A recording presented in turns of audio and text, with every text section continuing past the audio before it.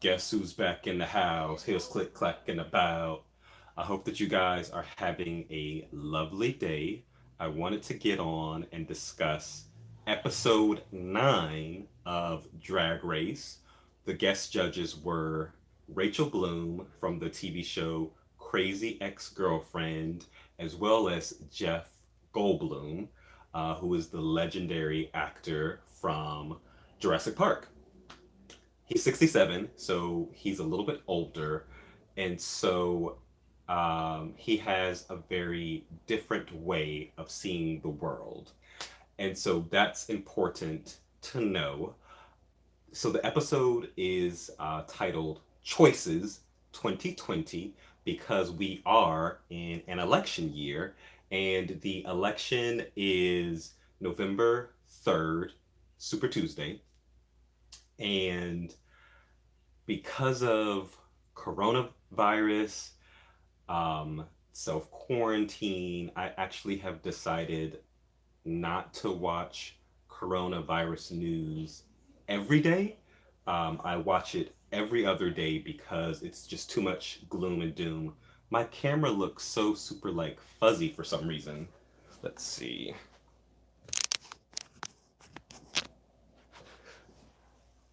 I'm not sure if that looks better, but the camera looks really weird for some reason. Um, so anyway, I haven't really been watching every day, but because we're getting so much coronavirus news, I had no idea um, that Bernie Sanders had dropped out of the presidential race. No clue. A lot of news outlets have not reported that, um, and so no clue. So it's just Joe Biden in the race against President Trump. So the overall kind of like theme for the promo shoots for this particular season was kind of like red, white, and blue, and being patriotic. And we had all of the guest judges saying that they pledge allegiance to the drag. And so we did see kind of like promo shots for this particular debate. So I was really excited for this episode. And so the things that I loved most about this episode were commentary on uh, drag being a political statement, because it is, as well as the conversations that were created because of this particular episode. And so, one of my favorite moments from this episode is when the contestants are in the workroom and they are discussing kind of like things that have occurred in their lives, um, that are politically motivated. And so I loved Jackie talking about what it means to be from Iran, to be Persian. I didn't know that Jackie is Canadian, and she's technically not a US citizen, but she has a green card, and how her mother is a citizen, and what her family has gone through being immigrants, looking different from what an American should look like, whatever that is, and what the Muslim ban has done to her family. And so I really appreciated that conversation because of Trump and him being in the White House, we have kind of like moved away from the idea of what America is. America is a nation of immigrants. And I love that we're having these conversations, especially within the LGBT community. Oftentimes, there are people within the community who feel as if they are invisible, who they don't have a voice. And because of worrying about how they're going to pay for bills, how home, like having a home, being homeless.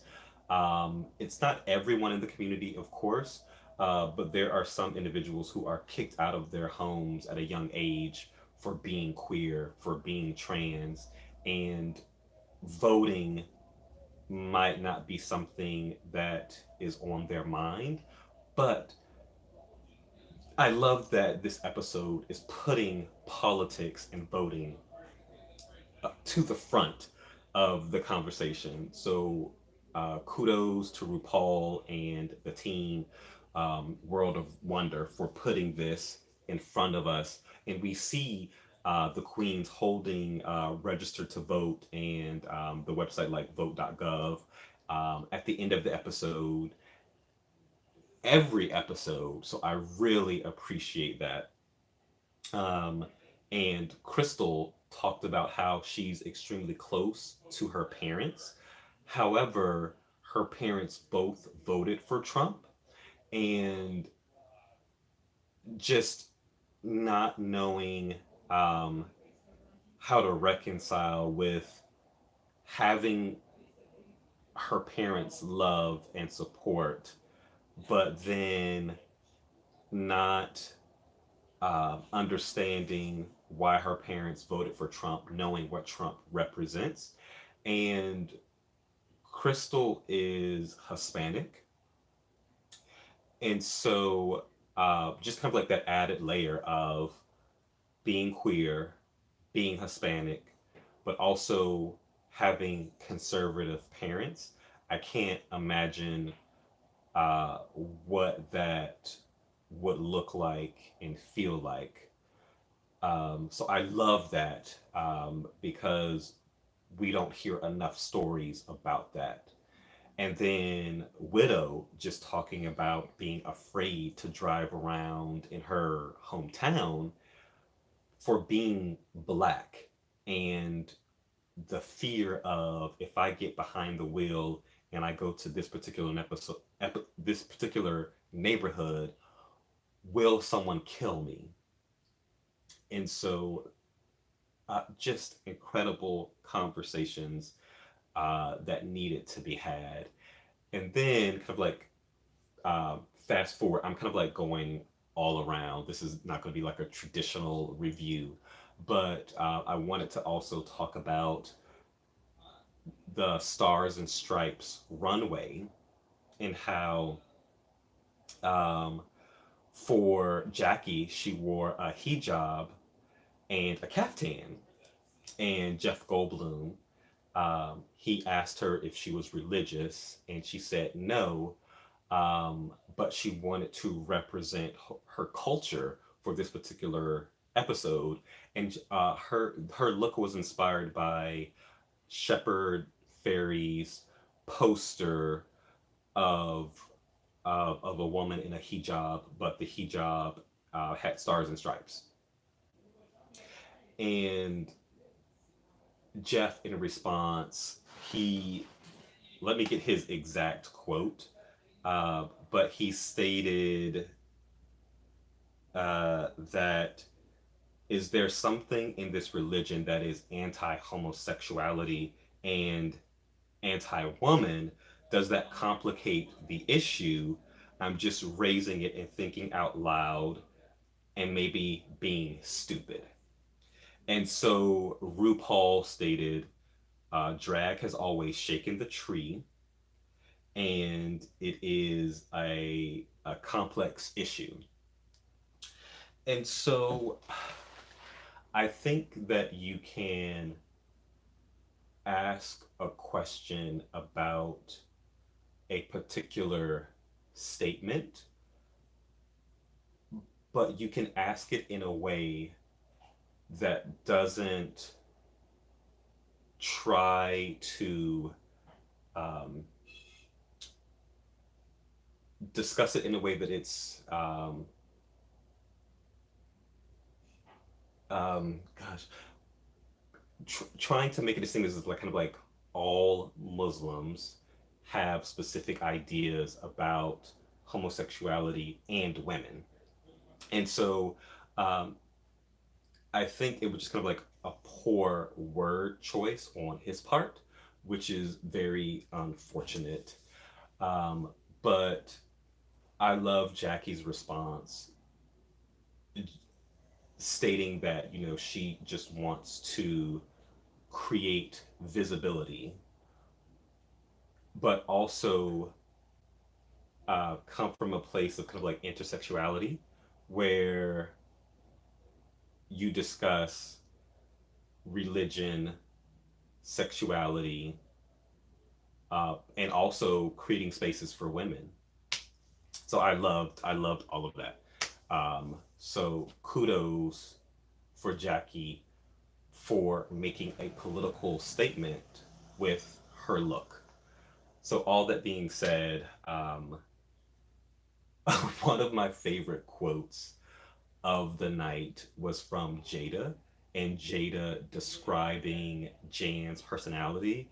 And she said something about if a robot and a Barbie got together in an orgy, they would create a robot cheerleader baby Bish. Hilarious. I also posted that on my YouTube channel as well because it was so classic. Jaida really had an incredible night.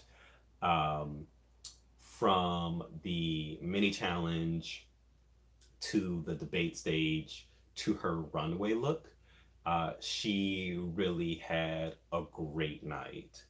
Um, and so for the mini challenge, it was Kitty Girl 2020, where the queens had to dress up as cats and kind of like sell pretty litter, which is a new type of cat litter. Well, okay, so Jaida impressed me with her take on a kitty cat, and I really love Jaida in blonde because she just looks so good in that color, and so I loved her. She was kind of like this sex kitty, but the contestant who really won me over, and I know why Rue was won over, was Jackie Cox. Jackie Cox did this incredible Eartha Kitt impersonation, um, and really just gave kind of like the most um, back and forth with Rue, and had the idea of this character really thought out. And her name was Pertha Kit, which hilarious, incredible, um, so good. And of course, Jackie wins the mini challenge, and it made me think like, I wonder what her doing Eartha Kit would have looked like for the Snatch Game. Like, even though her Lisa Renna was incredible, um, Gigi Good, of course, won this particular Snatch Game, but it made me think like, oh my gosh, like what would that have looked like? And if she would have done Eartha Kitt, would she have won? And so I kind of wish she would have done Eartha Kitt. Eartha Kitt is like iconic, from her um, time doing Batman with Adam West, to her iconic roles in more modern films, to her theater, music, just iconic overall. And so we learned that the Maxi Challenge, of course, is the debate for the next drag queen presidential candidate. And people, okay, so I'm curious who you guys thought won the debate. Even though I love Jaida and I thought she was hilarious, and I loved that kind of like midway, she kind of like thought about um, this idea of throwing in kind of like confusion and being trying to evade questions. And when like Jeff Goldblum asked her a question, she was like, "Look over there," and and he looked and was like, "Oh, like I get what you're trying to do. You're trying to kind of like throw me off." And then she did it a second time, and then Rachel um, did the same thing, and so I thought that that was hilarious. She had some great kind of like remarks to what people said. I think that Crystal won the debate. My favorite. Okay, so Crystal had the best opening line where um, she basically was giving the line, and then she like swung around so we could see her magic mullet, staying on brand. So I loved it. She had glitter on her chest, and she wanted to make America glitter again. So that was creative. I loved when she was talking about Heidi, and she was saying, "How can Heidi run the country if she can't pick a last name?" That was brilliant. And kind of like her closing remark was, "Look at my face. If I can do this to my face, I can give America a facelift." Those were brilliant. Um, I did love kind of like Jaida when she piggybacked off of Sherry Pie, and she said that she wanted to retitle the retitle. I don't even know who she was talking about, but that was a cute moment. Um, and I did love kind of like throwing in the element of like confusion. Jackie, I think she overdid it with the Canadian references because she didn't own it, and that's the thing that really kind of wasn't exciting to watch. And I would have loved if she kind of like um, did it in a more kind of like realistic Canadian accent. Like that would have been funny. And there were some other cute moments. I think it was Sherry Pie who it was either Sherry Pie or Heidi who talked about Jackie's beard. I think it was Heidi. Heidi said something to the effect of her 5 o'clock shadow can be seen for 24 hours, and then Widow piggybacked off of that and said that if Jackie can't win the war against her beard, how can she win the fights that America will have? Now that was hilarious. But I wish Widow would have taken the advice from the last episode for the commercials for Droop, how she could insert more comical, hilarious lines to not be serious. And she went in the complete opposite direction, and that she was even more serious. And when Rue was going through the walk room with Raven, they were talking about, this isn't serious. You're not really running for the presidency. Make us laugh. And um, Widow just did not do that. Um, and I think she was really trying to come. Well, she said it actually that she was really trying to represent an actual political candidate. And so, really, the key with Drag Race is to take the advice of the judges and then apply it into every challenge, every runway, every moment that you're on the show. And so she just did not play the game the way that Rue wanted her to play the game. And that's really unfortunate. There were some other kind of like cute moments um, that I love, but overall, I thought that Crystal was going to win it. And so the crazy thing is that I feel like with Rue takes everything into consideration from the mini challenge to the maxi challenge to the runway. And then sometimes if you have two people who are neck and neck for the maxi challenge, it really comes down to the look on the runway. And I think that had a lot to do with the final decision about who was the winner for the episode.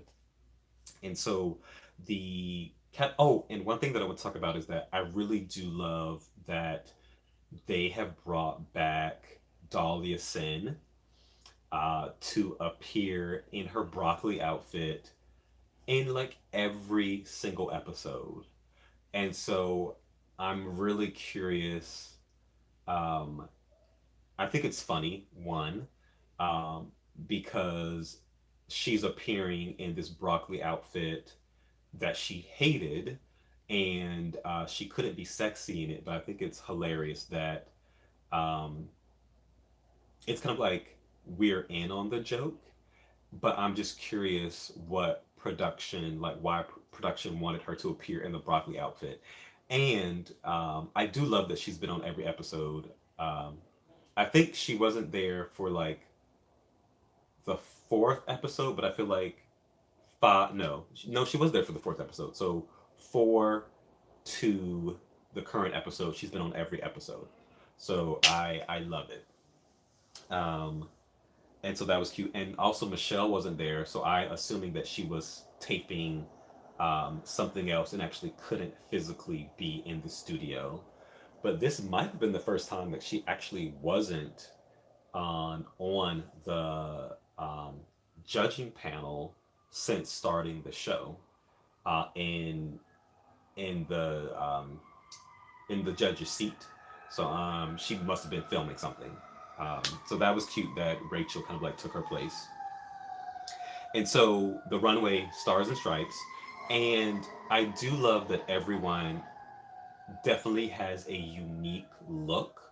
Like at this point, everyone's style is so different from everyone else's. And so I there wasn't a bad look in the group. And so I love seeing how their personality comes out in their fashion choices. And so I really don't know who had the best look, uh, but the person who really impressed me the most was Crystal in her thrift store chic look. I think Carson stated that it was kind of like uh, too much going on, but that is her look, that's her style, that's her aesthetic. And I really loved it. It looked like something that we would see during Paris Fashion Week. So she had this very beautiful red coat, a wide brim fedora, a like a little like pencil skirt. So I loved it. It fit the theme, um, and so she impressed me the most. But I will say that I loved Jada's look, and I actually created all of the runway looks from this particular um, episode, and also looks that the eliminated queens had.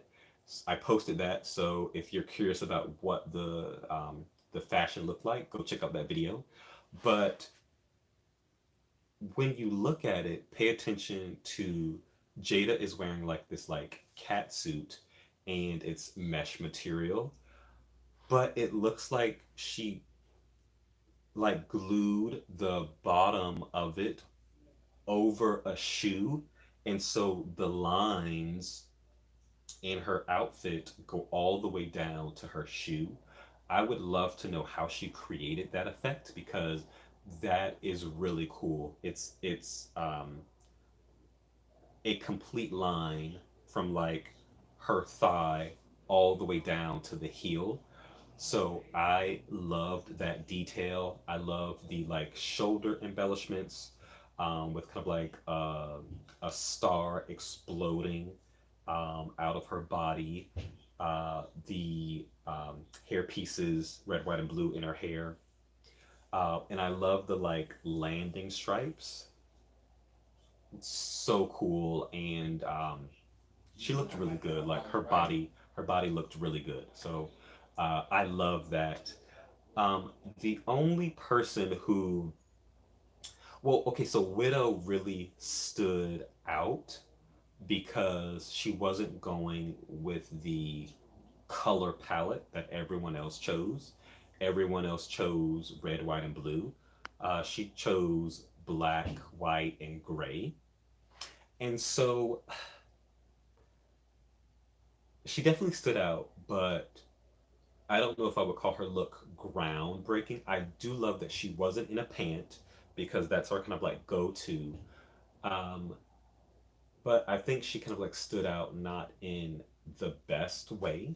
Uh, like it looked like she just had a gown and asked someone to add the silver stars to it. So I didn't love it. I didn't hate it either. But you could tell that the other queens actually had their garments created for the look. Um, and even though Heidi, I actually really love Heidi in like shocking red, like Kool-Aid red hair. Like she had the same color for her promo look. And I really would love to see her in more hair like that. Um, I I could tell that her look, it was straight off of like a pageant.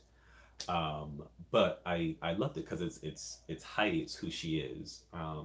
She comes from a pageant background as well, so love that. And then we had the conversation with Jeff Goldblum. I'm curious if any of you all were offended by his comment.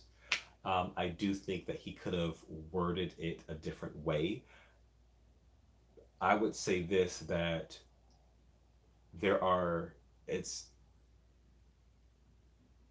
there are religions, there are countries that are anti-homosexual and anti-woman. And so it was just inappropriate. I think he could have worded it differently. I think that he has been in the entertainment industry long enough to know the best way to ask a question. And so I'm surprised that he actually said that. Um, and so I think that he will probably, if he hasn't already, release an apology about the way that he worded it. But he should have said it differently. So I'm just curious what you guys think about that comment. And he is the face of, I think, like apartments.com. And so I'm curious what their response will be to this backlash, because the backlash was swift off of Twitter. He was trending last night, and I think he still is trending today. So I'm curious if they will make a statement or ask him to make a statement about what he said on the show. So we learn that Sherry, Heidi, Crystal, and Gigi are safe. And Jaida wins the challenge. So she also won $5,000. And so this is Jada's second win. And in the current group of people, okay, Crystal and Jackie don't have wins thus far. So it's going to get extremely tight, extremely tight. And in the bottom, unfortunately, is Jackie and Widow. and it's um, Widow is one of my favorites. I was really rooting for her um, because I feel as if she has so much to give to the drag community. Of course, like, you know, they all are winners, they're on the show, but I really hope that she would get to top four just to change the conversation about Black queens in the drag race fandom. And so she will still be able to do that, but in a different position. Um, so I'm kind of like jumping the gun, actually. So they have to perform to Katy Perry's Firework, and I feel as if this song has been performed on the show before. I don't know if any of you guys know, but um, I feel as if this song has been on the show before. But it's one of my favorite Katy Perry songs. So Widow approaches this um, from her repertoire of giving passion and poise, but it's always tricky to perform against someone like Jackie because they are going to go the more comedic route. And typically, if you have a lip sync between someone who is extremely dramatic and someone who is more comedic in a kind of like pop song, the comedic person will always win. And so I'm surprised that Widow went in the direction that she went, because I knew that Jackie would be more comedic because I feel like she chooses songs that you can create comedy with them. And so Jackie really did stand out in the performance. She had these great moments, and I love when queens actually use their costumes to create drama. And she had this beautiful moment where she just kind of like picked up the caftan and was twirling on the stage. And it creates a lot of movement and a lot of drama.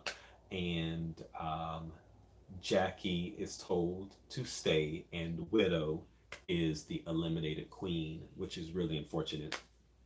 Um, Widow has had some of the best moments on the show, and we really got to learn more about Widow and her background and why she is so guarded because her mother died at a young age.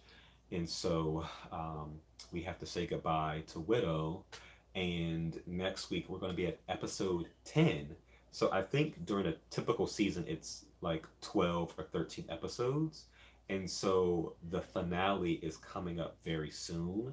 I am so curious what this finale is going to look like during the coronavirus pandemic. Typically, it's before a live audience during like Drag Con weekend. And so I was really hope this was the year that I said that I was going to actually be in attendance at the live show. And so I don't know if I will be able to. So that's really unfortunate. So next year, yay!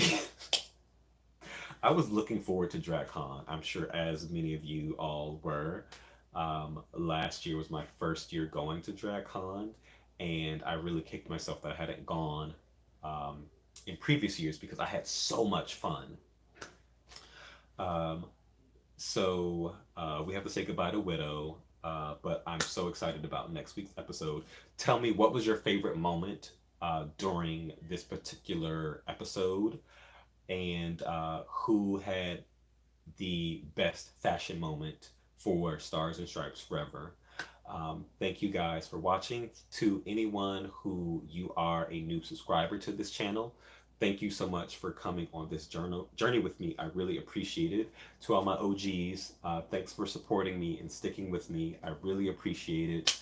And I will be posting a lot more content later today and tomorrow. So make sure you stay tuned. And if you haven't already, hit the like button and be sure to check the pinned comment to look at my debut novel, A Love Like Blood.